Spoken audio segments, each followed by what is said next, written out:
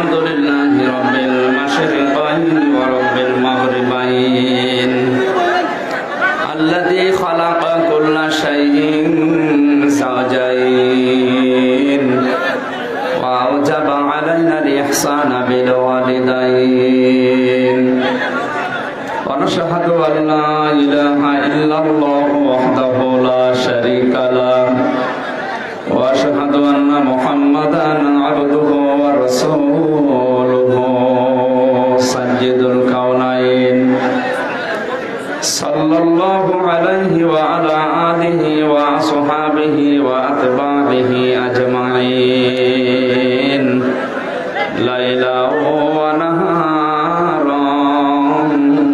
ফিত তারফাইন ওয়া নাশহাদু আন লা ইলাহা ইল্লাল্লাহু ওয়াহদাহু লা শারীকা লাহু ওয়া আশহাদু আন্না মুহাম্মাদান আবদুহু ওয়া রাসূলুহু الذي أرسله بالحق بشيرا ونذيرا وداعيا إلى الله بإذنه وسراجا منيرا فقد قال الله تعالى في كلامه المجيد وبرهانه التوحيد أعوذ بالله من الشيطان الرجيم بسم الله الرحمن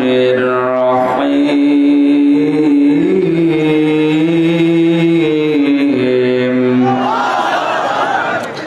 وعباد الرحمن الذين يمشون على الأرض هونا وإذا خاطبهم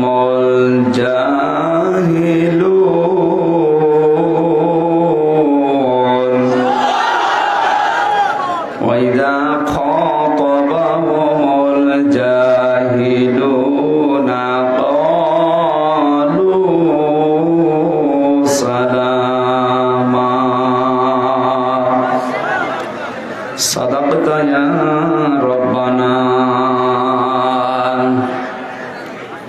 عن أبي هريرة رضي الله تعالى عنه قال قال النبي صلى الله عليه وسلم اتقي دعوة المظلوم فإنها ليس بينه وبين الله حجاب رواه مسلم وقال تعالى في شأن رسوله وما زادهم إلا إيمانا وتسليما اللهم صل على محمد وعلى آل محمد كما باركت على إبراهيم وعلى آل إبراهيم إنك حميد مجيد اللهم بارك على محمد وعلى آل محمد كما باركت على إبراهيم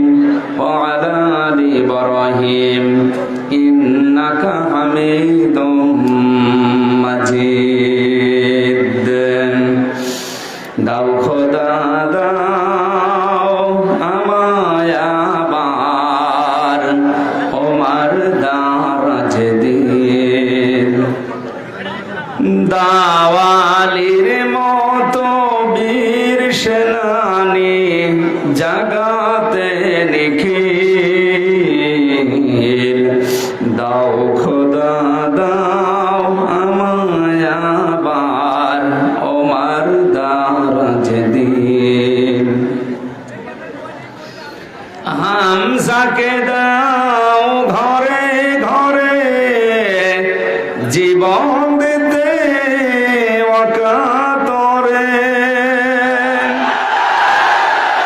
হামজাকে দাও ঘরে ঘরে জীবন দিতে ওয়াকাতরে আবার কাবা ভাঙতে এলে পাঠাওয়া বাবিল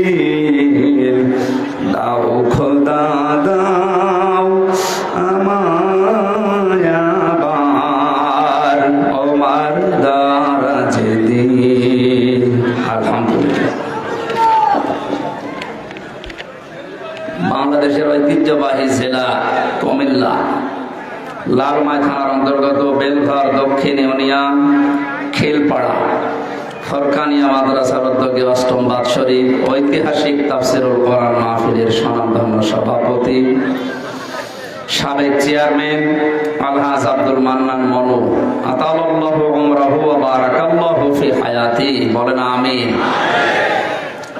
এতক্ষণ পর্যন্ত যারা কোরআন এবং হাদিস থেকে আলোচনা রাখলেন, ইসলামিক চিন্তাবিদ আলহাজ মাওলানা আব্দুল মালিক আশরাফি, প্রধান অতিথি শাইখুল মাশায়েখ, লালমাই উপজেলা পরিষদের সম্মানিত ভাই চেয়ারম্যান, আমাদের অভিভাবক আলহাজ মিজানুর রহমান মজুমদার, প্রধান মেহমান জনাব লিয়াকত হোসেন ভুইয়া গাজী, চেয়ারম্যান ৮ নম্বর বেলঘর ইউনিয়ন পরিষদ,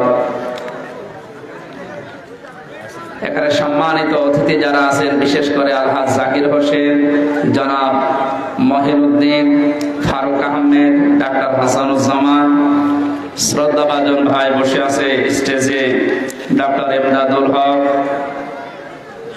জনাব আসাদুজ্জামান ভট্টু, আমার প্রাণ প্রিয় একজন মানুষ আছে এখানে, আপনাদের হয়তো অনেকের পরিচিত, জনাব মহিউদ্দিন খান। এখানে আমার বন্ধু বসা আছে আমার বিশ্ববিদ্যালয়ে, জনাব মাওলানা আহমদুল্লাহ নোমান, নাম না জানা অন্যান্য ওলামা ইকরাম, সামনে বসা মুসলমান ভাইরা, পর্দার আড়ালের সম্মানিতা মা এবং বোনেরা, প্রশাসনের ভাইরা, প্রাণ প্রিয় কুমিল্লাবাসী, দল মত জাতি বর্ণ ধর্ম নির্বিশেষে কোরআনের এই অনুষ্ঠানে যারা আমরা ইবাদত মনে করে এসেছি, খুশি হয়ে বলছে আলহামদুলিল্লাহ। কথা কিভাবে উপস্থাপন করা লাগে মানুষের সামনে কোরআন দিয়ে, এটা আল্লাহ আমাদেরকে শিখিয়েছে। আমরা আল্লাহর ওই ভাষা ব্যবহার করি না, মন মতো বলবো। কথা বলবেন না, যে যেখানে আছেন হয় দাঁড়িয়ে থাকেন না বসে থাকেন, কথা বলবেন না, যেহেতু সময় অল্প, চেষ্টা করবেন কথাগুলো বোঝার। আল্লাহ রাব্বুল আলামিন বলেন, কিতাবুন উনজিলা ইলাইকা ফালা ইয়াকুম ফি সাদরিকা হারাজুম মিনহু লিতুনযিরা বিহি ওয়া যিকরা লিল মুমিনিন। সূরা আরাফের এই 2 নম্বর আয়াতে আল্লাহ জানিয়েছেন, হে নবী, এই যে কিতাব কোরআনে কারীম আপনাকে আমি দিলাম, এটা শুধু সমা খাবেন আর টাকের উপরে রেখে দেবেন।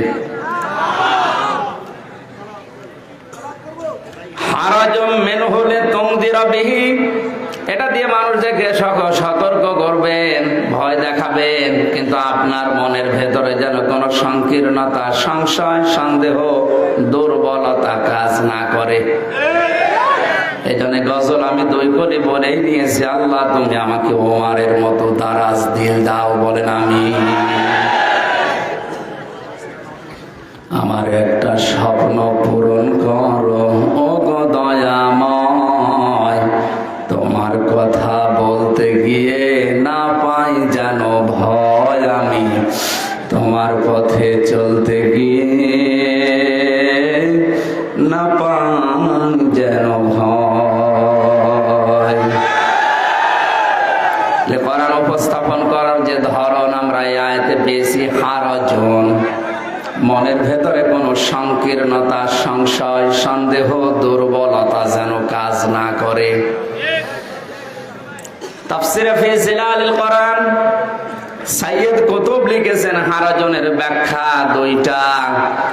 1 নম্বরে, হে নবী, কোরআন দিয়ে যখন আপনি মানুষদেরকে সতর্ক করবেন, অনেকেই আপনার বক্তব্য না বুঝে রাজনীতি মনে করে মন খারাপ করতে পারে। এটা এখনো এই জেলায় শুরু হয়নি না, আমি এই যে রাজনীতি করতে পারে, মন খারাপ করতে পারে, এই শব্দটাকে বানালাম।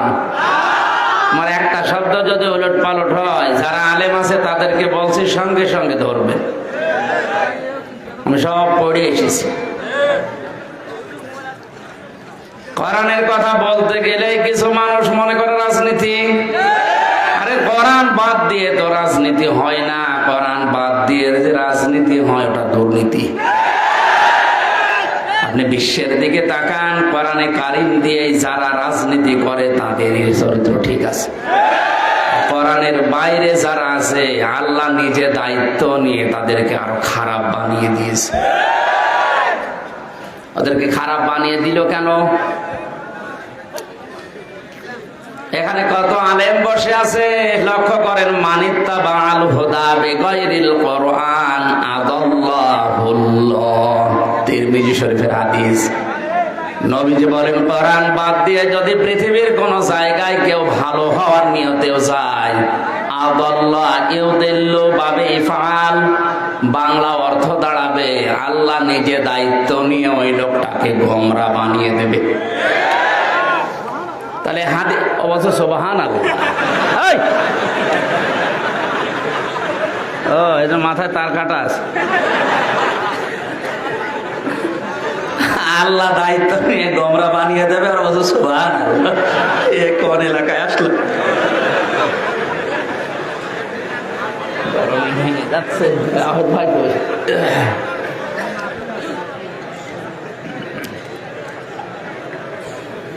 হাদিস দ্বারা যেটা আমি প্রমাণ পেয়েছি ব্যাখ্যায়, যদি নবী দল্লা ইয়াদিল্লু দিতেন, বাংলা অর্থ আসতো আপনি নিজেই নিজেকে খারাপ বানিয়ে ফেলেছেন। বাবি ফাল থেকে শব্দটা আসার কারণে একটু ভয়ঙ্কর হয়ে গেছে। কোরআন যেখানে নেই, কোন মানুষ যদি নিয়ত করেও যায় যে আমি ভালো হব, আল্লাহ নিজে দায়িত্ব নিয়ে তাকে আরো খারাপ বানিয়ে দেবে।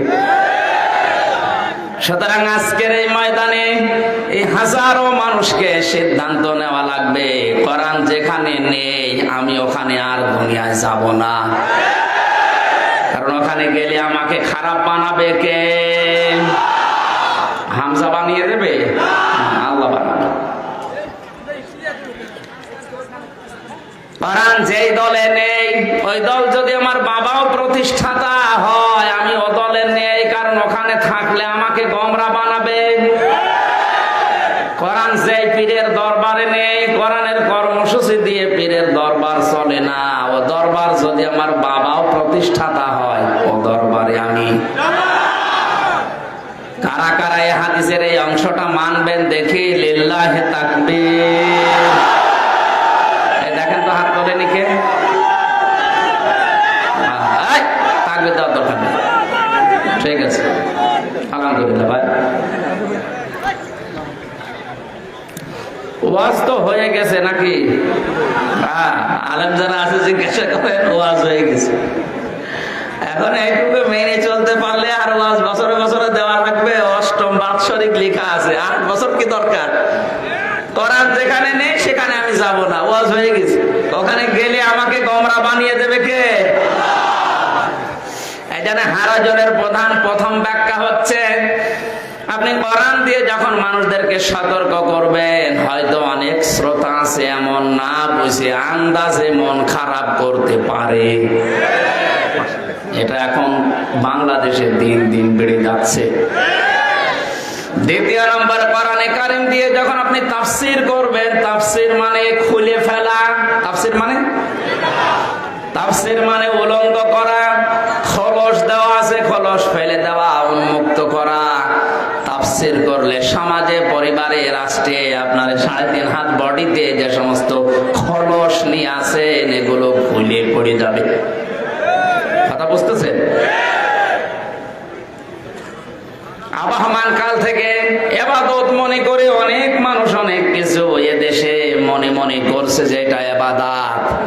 কোরআনের তাফসীর করলে ওইগুলো টিকবে না। আসতে বলেন। ওগুলো যখন টিকবে না, ওই মানুষগুলো আপনাকে নিয়ে এসেছিল হাদিয়া তোফা নজর নিয়াজ দেওয়ার জন্য, তখন দেখবে যে কি বলে আমাদের সাথে তো এ মেলে না, কারণ আমি যে সমাজনীতি করি এর সাথে কোরআনের মিল নেই, আমি যে রাজনীতি করি এর সাথে কোরআনের মিল নেই, আমি যে দরবার চালাই এর সাথে কোরআনের মিল নেই। সুতরাং এর হাদিয়া তোফা নজর নিয়াজ সব বন্ধ করে দাও। হে নবী আপনি এই দিকেও তাকাবেন না, আপনি আমি আল্লাহর দিকে তাকিয়ে মানুষদেরকে সতর্ক করেন। লাস্তা আলাইহিম বিমুসাইতির, আপনাকে আমি দারোগা পুলিশ করে দুনিয়ায় পাঠাই নিজে পিটিয়ে মানুষ হেদায়েত করা লাগবে, দরকার নেই। সঠিক কথাগুলো তুলে ধরেন।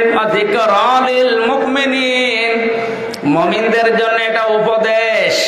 কোরআনে কারীম মুমিনদের জন্য কি? আরো জোরে বলেন কি? ওই উপদেশ বাণী থেকে আজকে আমরা সূরা আল ফুরকান থেকে 63 নাম্বার আয়াত পড়েছি। এখান থেকে শেষ পর্যন্ত মহান আল্লাহ তার বান্দা হওয়ার জন্য 12টা গুণ অর্জন করার তাকিদ দিয়েছেন। আমরা আল্লাহর এই উপদেশকে সামনে রেখে জীবনে যতদিন অন্তত বেঁচে আছি এই 12টা গুণ যেন অর্জন করতে পারি, বলেন আমিন। দরুদ আর সালাম পাঠ করে আমরা আরম্ভ করছি। এখানে একটা কথা বলার দরকার।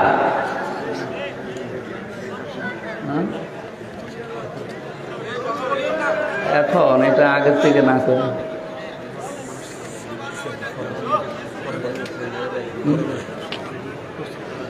আরে ভাই, আমি ওঠার আগে করতে পারছেন, কি করেন? আমি এখন শুরু করবো। ওইটা না, ওইটা না, এরা এদের তো বসে আমাদের খরচ লাগবে, টাকা পয়সা নেই, এখন 5 মিনিট সময় চাচ্ছে। ওই ব্যাগ ভেতরে আছে, ওনাদের কাছে খালি দিয়ে দিন। আর আমি জিকির করছি 5 মিনিট, না দরুদ পড়ছি, একটু তাড়াতাড়ি করো ভাই, এটা আগে করবেন না। কি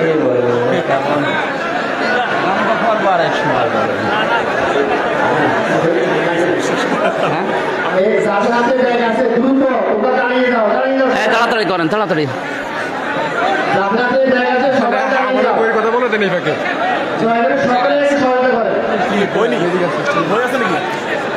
সম্মানিত ভাইরা, একটু খেয়াল করেন, একটু 1 মিনিট। আমি জেলখানায় থাকা অবস্থায় দেখেছিলাম পারিবারিক জীবনে অশান্তির কারণে হাজারো মানুষ ওখানে মার্ডার মামলার আসামি। এই জন্য ওখান থেকে কিছু টুকে টুকে বাইরে এসে 2টা বই লিখেছি, দাম্পত্য জীবনে কলহ এবং তার সমাধান কি দরকার। মাত্র কয়েকটা পেজ আছে, যারা শিক্ষিত মানুষ এই স্টেজ থেকে যাওয়ার সময় নিয়েছেন, এই ড্রাইভারের কাছে আছে, যাওয়ার সময় নিয়েছেন, কাজে লাগবে পরিবারে। হ্যাঁ, আপনি একটু তাড়াতাড়ি করেন। কই মাইকটা নিয়ে বলে দেন, যা যা বলবেন তাড়াতাড়ি, সর্বোচ্চ 4 মিনিট। আর আমাদের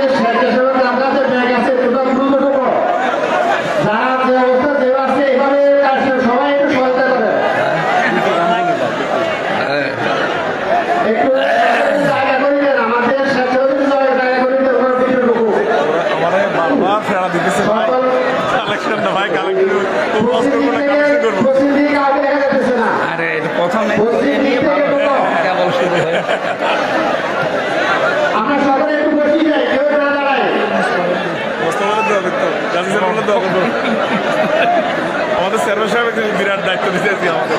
আমি জানি, আমাদের মা এগিয়ে যাইতে পারে। সবাই একটু বসে যায়, কেউ না দাঁড়ায়।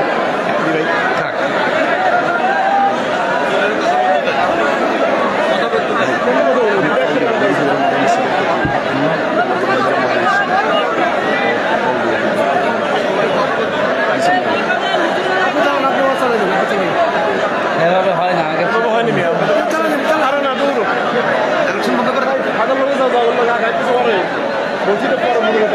আপনারা দাঁড়িয়েছেন মানে গরম লাগছে, বসেন বসেন বসেন, ওনারা শেষ করে নিন, আর 2 মিনিট আছে, বসেন বসেন।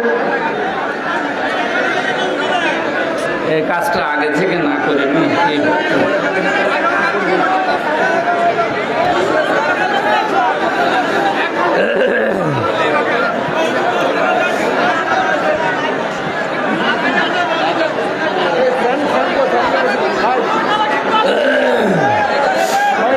ঠিক আছে, আপনার থাক, মাহফিলে কালেকশন হয় হোক না হয় না, বসেন।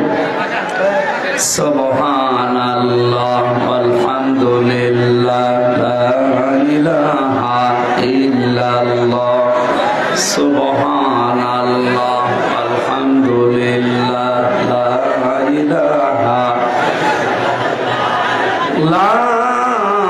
ইলাহা ইল্লাল্লাহ মুহাম্মাদুর রাসূলুল্লাহ। আল্লাহুম্মা সাল্লি আলা سيدنا مولانا محمد وعلى آل سيدنا مولانا محمد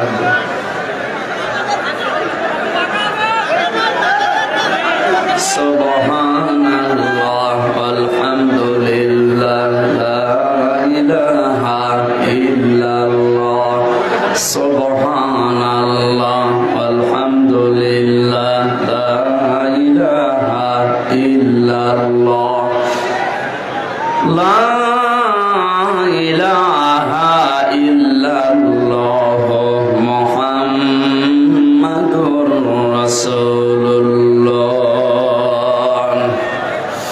কুমিল্লাবাসী মেশকাত শরীফের একটা হাদিস মনে পড়ছে দ্বিতীয় পয়েন্টে যে কথা বলেছিলাম তার জন্য আবহমান কাল থেকে হাজার আরেক দরকার কি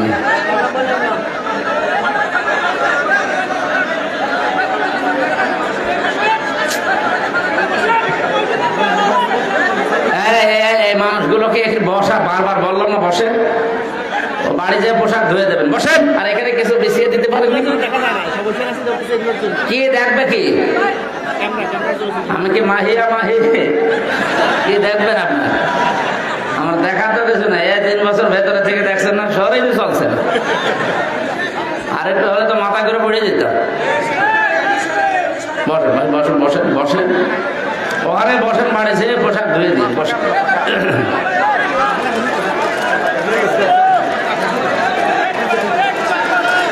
কুমিল্লা এলাকায় এতগুলো মন্ত্রী দিয়েছে আরে একটু বাতাস দিয়েছে কি দিয়ে আল্লাহ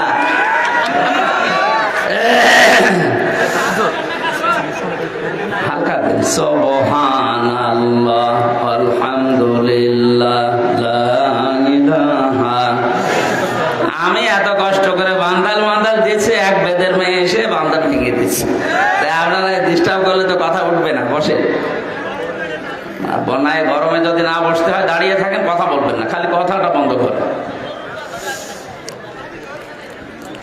আবহমান কাল থেকে অনেক ইবাদত বিশেষ করে আপনার এই কুমিল্লা ব্রাহ্মণবাড়িয়া এলাকায় চলছে সারা বাংলাদেশ এটা জানে অধিকাংশ মানুষগুলো আন্দাজে ইবাদত বানিয়ে চালিয়ে নিচ্ছে কোরআনের তাফসীর করলে এগুলো ঠিকবে না যারা এগুলো বানিয়েছে ওরাও জানে যে এগুলো ইসলাম না এই জন্য হারজনের ব্যাখ্যায় আমি পেয়েছি হে নবী আপনি দেখবেন যে ওগুলো আসলে টেকে না তখন ওদের মন খারাপ হবে কারণ ইসলামের মধ্যে নতুন কিছু আবিষ্কার করাই বেদাত এটা যে এত বড় জঘন্য কাজ মেশকাত শরীফের যেটা হাদিস বলছে নবীজি বলেন কিয়ামতের ময়দানে 2 শ্রেণীর মানুষকে আমি সুপারিশ করব না আর নবীর সুপারিশ না পেলে জান্নাত পাওয়া আর বাঁচতে আপনি যদি জান্নাতই না পান 41 সাল না 81 সাল পর্যন্ত হায়াত পেয়েও কোনো লাভ নেই من زحزح عن النار وأدخل الجنة فقد فاز وما الحياة الدنيا إلا متاع الغرور আল্লাহ পাক বলেন ওই লোকটার জীবন সফল যাকে আমি আল্লাহ জাহান্নামের আগুন থেকে মুক্ত করে জান্নাতি বলে ঘোষণা দিয়ে দিয়েছি সুতরাং আমাদের আসল টার্গেট যেহেতু জান্নাত ইসলামের মধ্যে নতুন কিছু যদি কেউ আবিষ্কার করে সে বেদাত আবিষ্কার করেছে নবীজি বলেন তার জন্য আমার সুপারিশ নিষিদ্ধ আমি সুপারিশ করব না দ্বিতীয় নম্বরটা একটু কঠিন তারপরও বলছি জালিম শাসকের যারা তোষামত করে চলে তারা নবীর সুপারিশ পাবে না এটা যেহেতু এই দেশে এখন চলে না এই জন্য ওইটা না বলে ভালো ছিল ওটা চলছে আমেরিকায় আল্লাহ আমাদেরকে এই 2টা কাজ থেকে যেন অন্তত মরণ পর্যন্ত বাঁচিয়ে রাখেন বলেন আমিন রহমানের বান্দা যারা তাদের আমাদের 12টা গুণ অর্জন করা লাগবে। রহমান নিজে জানিয়েছেন, ইবাদুর রহমানিল্লাযীনা ইয়ামশুনা আলাল আরদ। আমরা বান্দা কার? আরো জোরে। এ কথা বলতে আমাদেরকে লজ্জা লাগে না, আমরা আরো আনন্দ পাই। আমরা যদি বলতাম আমরা পীরের বান্দা, পীরের গোলাম, তাহলে আমরা লজ্জা পেতাম। আমরা এমন এক সত্তার গোলাম পরিচয় দিচ্ছি যার হাতে সব কিছু।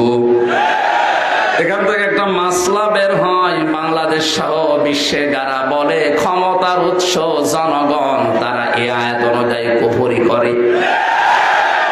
এজন্য এই বিশ্বাসে যারা আছেন তারা ফিরে আসবেন।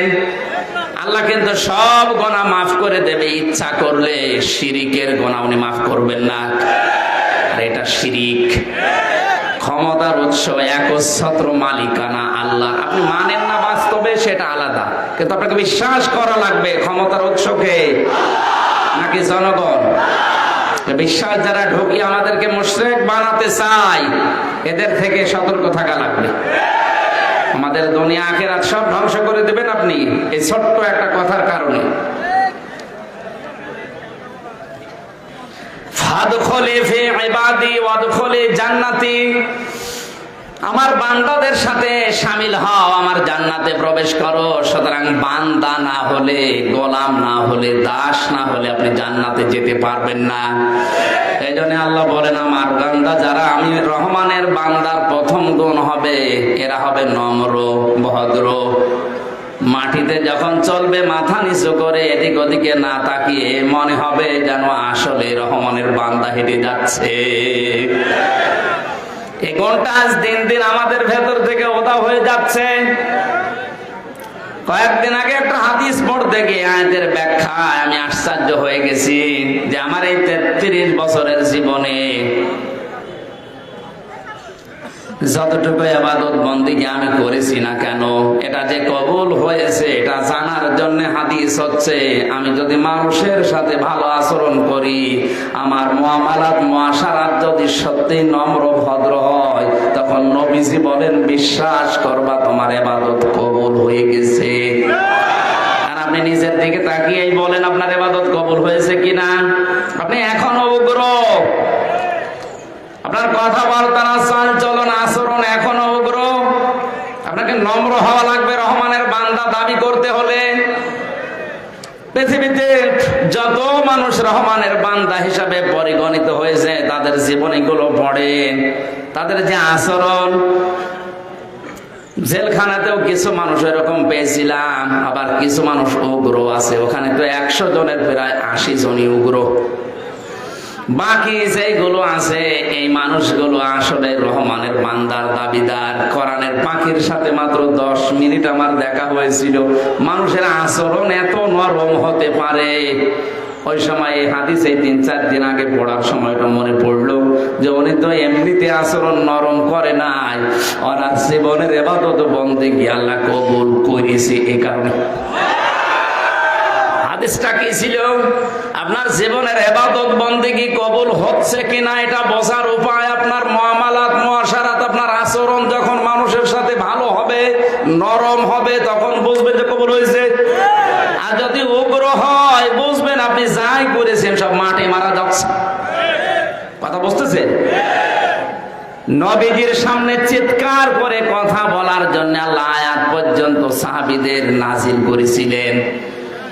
লা তারফাউ আসওয়াতাকুম ফাওকা সাওতিন নাবিয়্যি ওয়া লা তাজহারু লাহু বিল কওলি কাজাহরি বা'দিকুম লিবা'দিন আন তাহবাতা আমালুকুম ওয়া আনতুম লা তাশউরুন। এখনো পর্যন্ত মসজিদে নববীতে বিশ্বনবীর রওজার উপরে আয়াতটা লেখা আছে স্বর্ণের অক্ষর দিয়ে। কিয়ামত পর্যন্ত এটা লেখা থাকবে, খেলা করার জন্য না। আল্লাহ বলেন, হে ইমানদারেরা, যদি দাবি করো যে ঈমান আছে, কখনো আমার নবীর আওয়াজের উপরে আওয়াজ দিয়ে কথা বলবা না। শব্দের দিকে খেয়াল করেন, যতগুলো শব্দ আয়াতের ভেতরে আছে সব মজারে, বর্তমান, ভবিষ্যৎ, প্রেজেন্ট, ফিউচার। বিশ্ব নবী এখন বর্তমানে আছে, ভবিষ্যতে আসবে। তাহলে আয়াতটা ভুল নাকি? আমি যতগুলো তাফসীর পড়তে গিয়ে আয়াতের মুফাসসিরিন ইকরাম লিখেছেন নবীজি আসবে না, নবী এখন নেইও, কিন্তু বিশ্ব নবীর ওয়ারিস, উত্তরাধিকারী কিয়ামত পর্যন্ত দুনিয়ায় আসবে।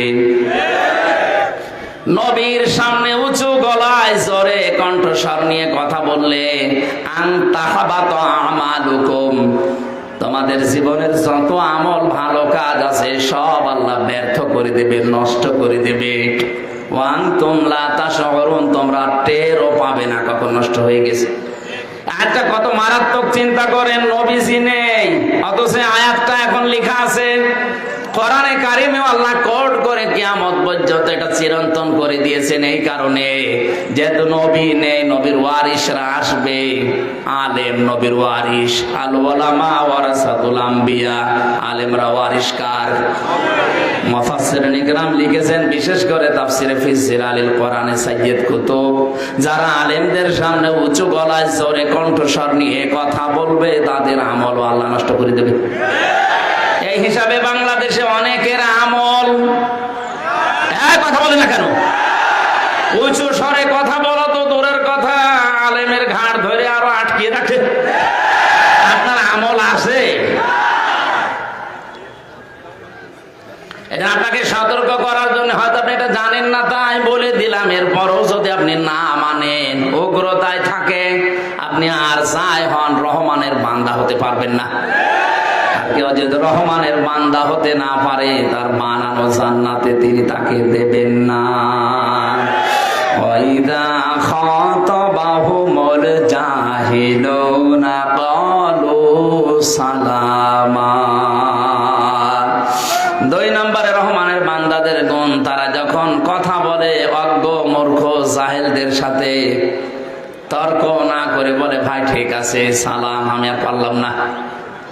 আর এই অজ্ঞতার কারণে আজ হাজারো মানুষ যারা জানে তাদের সাথে তর্কে লিপ্ত হচ্ছে দিন দিন বেশি। আপনি একটা ভালো কথা বলবেন, উল্টা বুঝে তর্ক শুরু করবে, অথচ ওর পেটে বোম মারলেও সূরা ইখলাস শুদ্ধ করে বলতে পারে না। আমার জীবনে একদিন এরকম হয়েছে।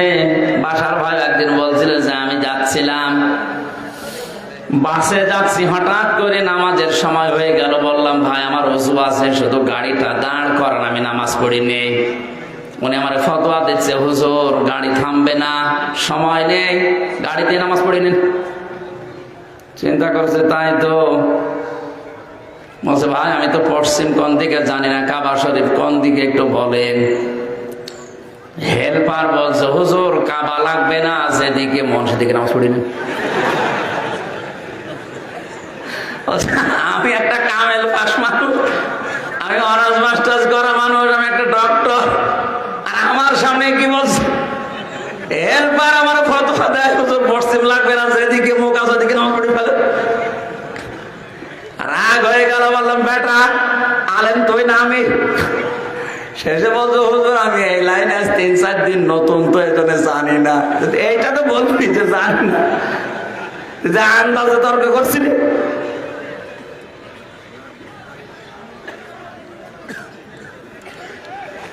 এখানে জাহেল যারা, মূর্খ যারা, না বুঝে আপনার সাথে তর্ক বিতর্ক লিপ্ত হয়, আমরা রহমানের বান্দা যারা এই বিষয়ে ঠিক আছে ভাই আপনার সাথে পারা যাবে না, সালাম।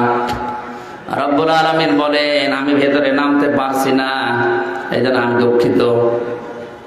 3 নম্বরে রহমানের বান্দাদের গুণ হবে আল্লাযীনা ইয়াবিতুনা লিরাব্বিহিম সুজদাও ওয়া কিয়ামা। তারা রাতের বেলা তাহাজ্জুদের নামাজে হয় দাঁড়িয়ে নাই সেজদা দিয়ে কেঁদে কেঁদে কাটাবে। এটা যে কত সুন্দর একটা, কত বড় একটা মনের শান্তি, একটা নিয়ামত, এটা যারা করে না তারা জীবনে বোঝানো যাবে না। কোন মানুষ যদি বলে মিষ্টি কেমন, না খেলে বোঝানো যাবে। দুনিয়ায় যত শান্তির কাজ আসে, সবচাইতে বড় শান্তির কাজ তাহাজ্জুদের নামাজে সেজদায় কান্নাকাটি করা। এটা এতদিনও বাইরে থাকতে ভালো বুঝতাম না। 3 বছর যেহেতু এক ঘরের ভেতরে 24 ঘন্টা তালা মারা থাকতাম, ওখানে তো আর কোনো কাজ নেই। রাতের বেলা ঘুম না আসলে এমনিতেই নামাজে দাঁড়ানো লাগে। 1.5 পারা 2 পারা 2.5 পারা করে নামাজে দাঁড়িয়ে তেলাওয়াত করে সেজদায় 15-20 আধা ঘন্টা যখন কাটাতাম, আমার মনে হতো দুনিয়ায় স্ত্রী ব্যবহারের চাইতেও আনন্দ লাগছে। ওই মজাটা এখন আর পাওয়া যাচ্ছে না। আপনি একটু চেষ্টা করেন। ফাইদা ফারাগতা ফানসাব ওয়া ইলা রাব্বিকা ফারগাব। আল্লাহ পাক বলেন, হে নবী, যখন অবসর পাবেন, যখন আমি আল্লাহর ইবাদতের দিকে মনোনিবেশ করেন, আর ইবাদতে যত মজা আছে পৃথিবীর সব চাইতে বড় মজা সেজদায়।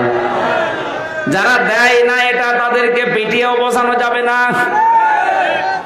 আপনি আরম্ভ করেন। এই সেজদা না দেওয়ার কারণে কিন্তু শয়তান হয়ে গেছে। কি আর ইবাদত বন্দেগী কম ছিল না, শুধু এই সেজদাটা না দেওয়ার কারণে আল্লাহ তাকে মারদুদ, রাজিম, শয়তান, অভিশপ্ত বলে বিদায় করে দিয়েছে। আমরাও যদি আল্লাহর বান্দা দাবি করার পরও সেজদা না দেই, আমাদের ভেতরে আর শয়তানের ভেতরে পার্থক্য আছে বলে আমার মনে হয় না। আমি একটা ঘটনা পড়েছিলাম কোন কিতাবে জানো? শয়তান পর্যন্ত ভয় পায় যে লোকটা আমার আল্লাহকে সেজদা দেয় না তাকে, কারণ ও জানে যে আমি সেজদা না দিয়ে কি হয়েছি। মানুষের আকৃতি নিয়ে একটা লোকের সাথে দোস্তি করেছে, সারাদিন সারা রাত তার সাথে ঘোরাফেরা করছে। হঠাৎ এসার সময় ডাক দিয়ে বলছে, ভাই আপনি থাকেন, আমি গেলাম। কেন? সারাদিন তো ভালো ছিলেন। শয়তান এবার তার আসল পরিচয় দিয়ে বলে, তুমি আমাকে চেনো? বলে, না, আমি মারদুদ, আমি রাজিম, আমি শয়তান, আমি অভিশপ্ত। আমি তোমার কাছে থাকতে চাই না, এই কারণে আমি মাত্র একটা সেজদা দেইনি। আল্লাহর একটা হুকুম লঙ্ঘন করার কারণে মহান আল্লাহ আমার সব কিছু ব্যর্থ করে দিয়েছে, চির জাহান্নামী বলে ঘোষণা দিয়েছে। অথচ তুমি আজকে আর সারাদিন সারা রাতে 17টা সেজদা তোমার উপরে ফরজ ছিল, একটা সেজদাও তুমি দাওনি। আমার তো ভয় হচ্ছে তোমারে নিয়ে, আমার একটা সেজদা না দিয়ে যদি এই গজব নাজিল হয়। তোমার 17 রাকাত নামাজ পড়ার কথা ছিল, ফরজ নামাজ, অন্তত একটা সেজদাও দিলে না। আল্লাহ না জানি রাগ হয়ে তোমার উপর যে গজব নাজিল করবে, ওইটা আমি পর্যন্ত ধ্বংস হয়ে যায় কিনা। শয়তান পর্যন্ত ভয় পায় বেনামাজিকে। যারা আছেন, আজকে থেকে আমি মুসলমানদের কাছে নামাজের কথা খুব বেশি বলি না, কারণ মুসলমান দাবি করে যে নামাজই না পড়ে তো কিসের মুসলমান? জাহান্নামে যে মানুষগুলো যাবে, ওই মানুষগুলোকে ফেরেশতারা, দারওয়ান যিনি আছে মালিক, জিজ্ঞাসা করবে যে আপনি জাহান্নামে কেন আসলেন? যত মানুষ জাহান্নামে যেছে ওরা এক বাক্যে জবাব দেবে, ক্বালু লাম নাকু মিনাল মুসাল্লিন, যেমন নামাজ পড়তাম না। কুমিল্লাবাসী বিবেকের কাছে প্রশ্ন করেন, কোন হিন্দু কি বলবে আমি নামাজ পড়তাম না? হ্যাঁ, না, কারণ নামাজ পড়ে না। কোন খ্রিস্টান বলবে আমি নামাজ পড়তাম না? কোন ইহুদি বলতে পারে? কথা বলে না কেন? কোন বৈদ্য বলবে আমি নামাজ পড়তাম না, কারণ ওদের নামাজ নেই? এই কথা বলতে পারে তাহলে মুসলমান? যাদের নামাজ আছে বলেন, জানেন নামাজ? তাহলে যে মুসলমান দাবি করার পরেও নামাজ পড়ে না, এটা সূরা মুদ্দাসসিরের আয়াত, আল্লাহর ফতোয়া, লোকটা জাহান্নামে যাবে। আপনি আর কারো ফতোয়া লাগবে?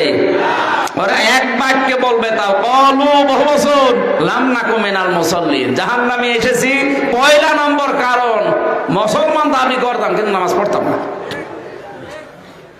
এখানে যত বড় কঠিন অবস্থা হোক, সেজদা যেন আপনার জীবনে ফৌত হয়ে না যায়, নষ্ট না হয়। এটা অনেক দামি জিনিস। আমার ঈমান কতটুকু আছে আমি জানি না। আমার তো মনে হচ্ছে আল্লাহ যদি এই মুহূর্তে বলে তামাম দুনিয়া তোর নামে লিখে দেব, শুধু এই আসরের নামাজের সেজদা দিতে পারবি না, তারপরও আমার মনে হয় আমার ঈমানে সায় দেবে না।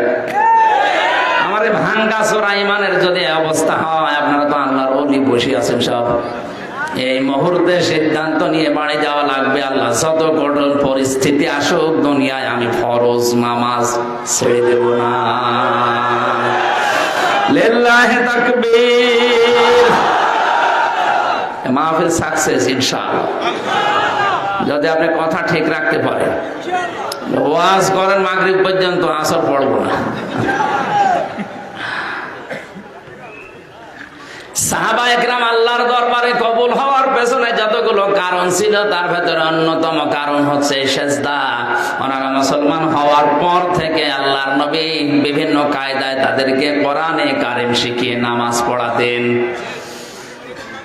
অন্তত নামাজ ফরজ পড়তে সূরা ফাতিহা বাদ দিয়ে যে কোনো নামাজ আদায় করতে 2টা বা 4টা সূরা শুদ্ধ করে জানাই লাগবে, মাস্ট বি। এই যে কষ্ট করে যারা দাঁড়িয়ে আছেন গরমের ভেতরে, তাদের এই মাহফিলে এসে ডবল সওয়াব হচ্ছে। যারা আরামে আমরা বসে আছি, আমাদের সওয়াব যদি একটা হয়, ইবাদতে যদি কষ্ট কেউ পায়, পরিশ্রম বেশি হয়, ওই ইবাদতে নবীজি বলেন ডবল সওয়াব পাওয়া যায়। এজন্য নামাজের এই সূরাগুলো শুদ্ধ করতে যাদের কষ্ট হয়, মুখ দিয়ে বের হতে চায় না, আপনি চেষ্টা চালান আজকের থেকেই। যদি মরণ পর্যন্ত 4টা 5টা সূরা শুদ্ধ করতে লেগে যায়, আপনি তালেবে ইলম হয়ে মারা যাবেন। আর তালেবে ইলমদের কোনো জবাব লাগবে না, হিসাব দেওয়া লাগবে না, বিনা হিসাবে বিনা বিচারে জান্নাতি। এই সুযোগটা কাজে লাগাবেন আজকে থেকে। তালেবে ইলম খালি 8-9 বছর 10 বছরে হয় তা না, এটাও তালেবে ইলম হতে পারে, এ মুরব্বিও হতে পারে। এখন যদি জিজ্ঞাসা করে 5টা সূরা শুদ্ধ করে বলেন, তো আমার মনে হয় অনেকেই বলতে পারবে না। অথচ নামাজ পড়ছে 30 বছর ধরে। কত মানুষ তেলাওয়াত করছে ইদা জাআ নাসরুল্লাহি ওয়াল ফাত, ঠিক আছে না? 3টা ভুল হয়েছে এই তেলাওয়াতে। ইদা জাআ নাসরুল্লাহ, এখানে সোয়াদ আছে। নাসর শব্দের শাব্দিক অর্থ হচ্ছে সাহায্য, আর নুন সিন র নাসর মানে ঈগল পাখি বা শকুন। আল্লাহ বলেন যখন আমি আল্লাহর সাহায্য আসবে তখন আপনি বিজয় দেখতে পাবেন। আর আপনি এমন ভাবে পড়লেন নামাজে ইদা জা নাসরুল্লাহি ওয়াল ফাত, যখন শকুন আসবে তখন বিজয় পাবেন। একটা কথা আমার মনে হয় সূরা ইখলাসও যদি অনেককে জিজ্ঞাসা করি এখন, ওই ইখলাস সূরাও বলতে পারবে না। বলবে হ্যাঁ কুল হুয়াল্লাহু আহাদ হয়েছে। হ্যাঁ কুল হুয়াল্লাহু আহাদ বলতে আমি হাজারো মানুষকে শুনেছি। এই যে পেছনে পুলিশ বসে আছে দাড়ি মুখে, আমার মনে হয় যদি জিজ্ঞাসা করা হয় উনি ওইটাই বলবে কুল হুয়াল্লাহু আহাদ। একটু খেয়াল করে পড়েন কুল হুয়াল্লাহু আহাদ, আল্লাহু সামাদ। সামাদ মানে অভাব ওয়ালা, যার অভাব আছে, আর সমাদ মানে যার অভাব নেই। শুধু একটা অক্ষর উচ্চারণে আকাশ পাতাল পাল্টে যাচ্ছে। আজকে থেকে তালবে ইলম হওয়ার নিয়তে 5টা সূরা শুদ্ধ করাই লাগবে। রাজি আছেন না?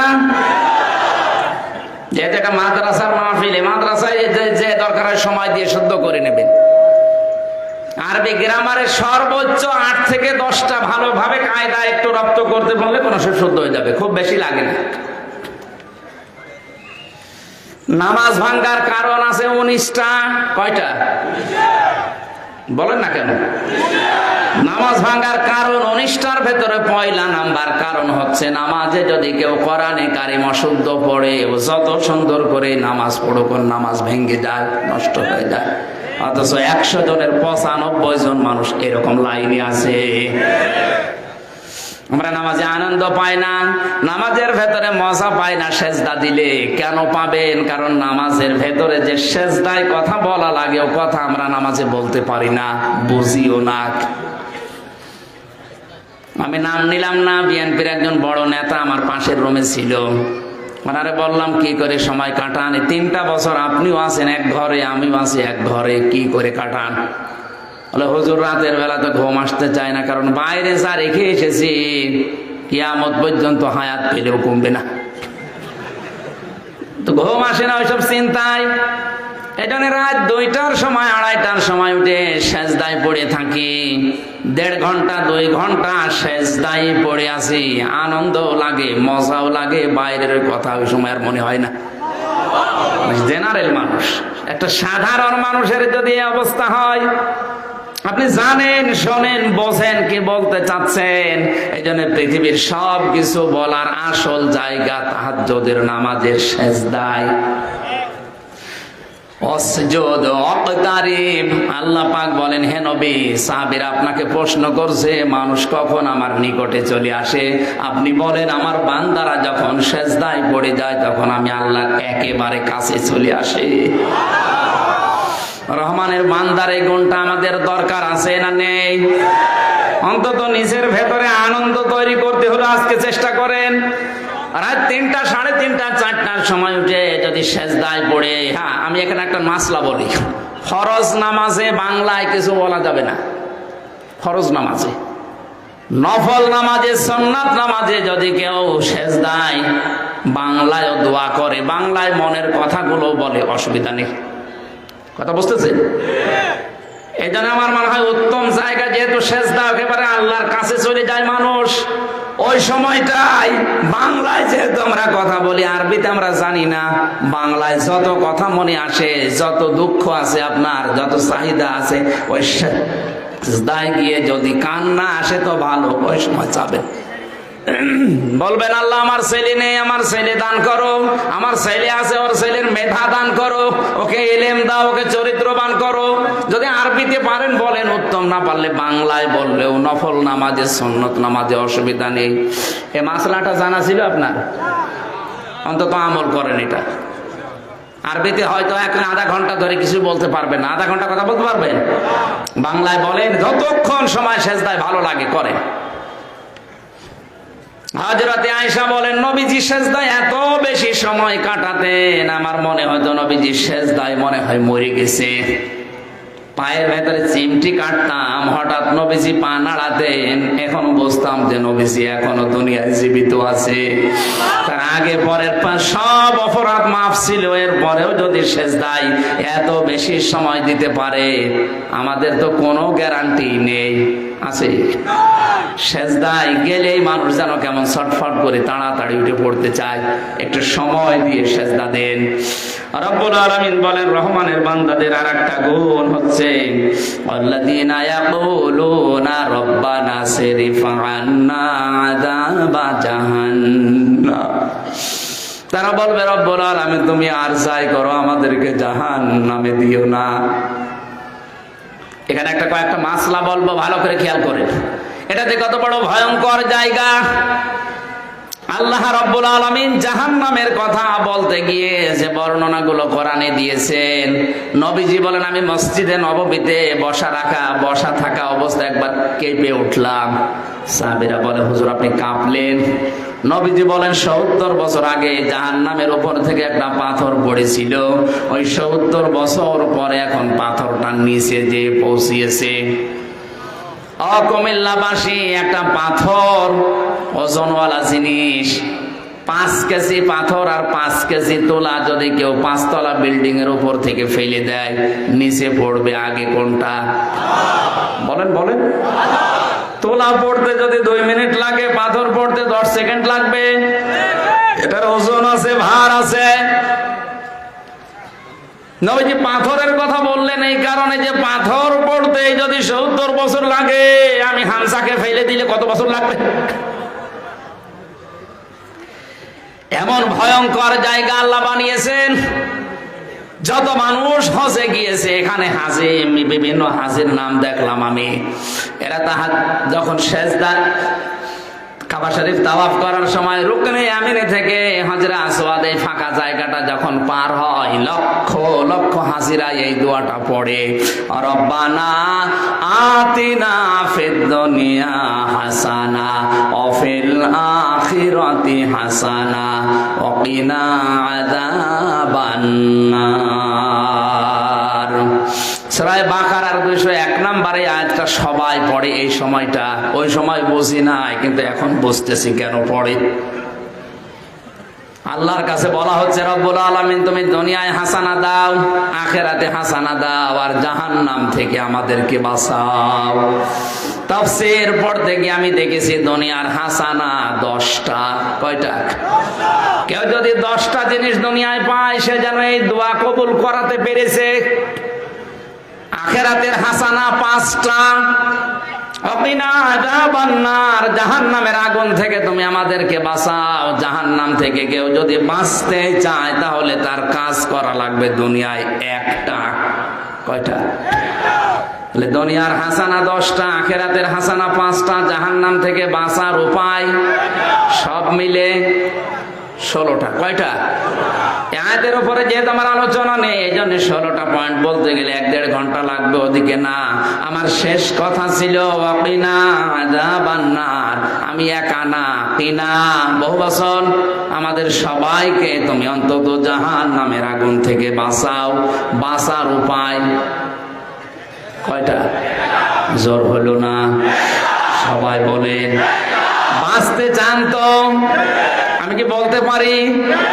ইয়া আইয়ুহাল্লাযীনা আমানু হাল আদুল্লুকুম আলা তিজারাতিন তুনজিকুম মিন আযাবিন আলীম।